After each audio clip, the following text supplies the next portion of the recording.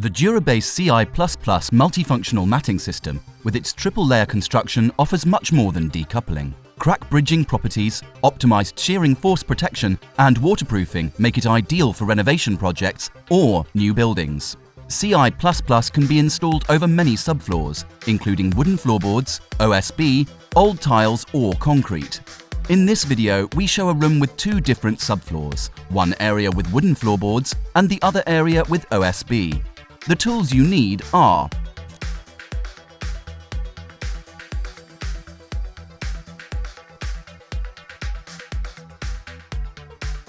If the Ci++ matting is used for waterproofing, you also need Durabase sealing tape and Durabase corner pieces. With most subfloors, it is possible to use single flexible adhesive or a rapid setting flexible adhesive. Loose laying of the Ci++ mats is not possible. The matting has to be laid in 90 degrees to the floorboard OSB connection. If this isn't possible, place a complete mat centered on the connection and cut to size on the walls.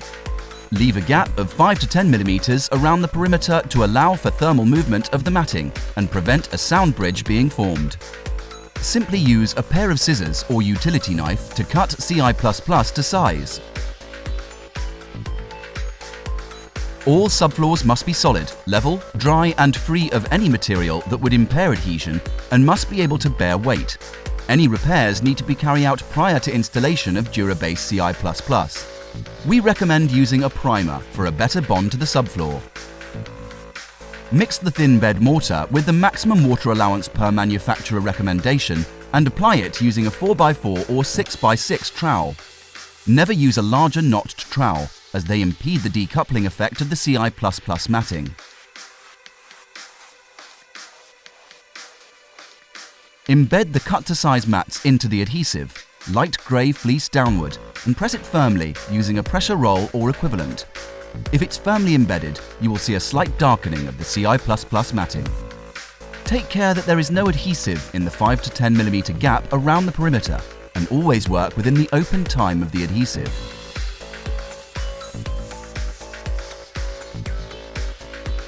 Tiles can be laid immediately after adhesion of the Durabase Ci++ matting.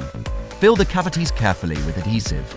The mesh component of Ci++ locks it into place.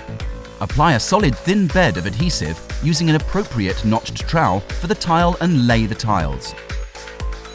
It's important that the back of the tiles are covered 100% with adhesive. Check the coverage by removing the first tile. Attention! Don't use tiles less than 50 by 50 mm. If the tiles are bigger than 60 by 60 cm or thinner than 9 mm, you skin coat the tile to get an extra thick bed of adhesive, adding to the strength of the tile.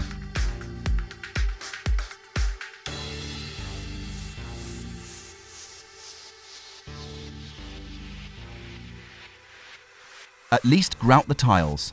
Take care that no grout remains in the perimeter gap between floor and wall. For finishing touches, use a decorative skirting profile or perimeter joint. By doing so, you will get the perfect basic for a long-lasting newly tiled floor.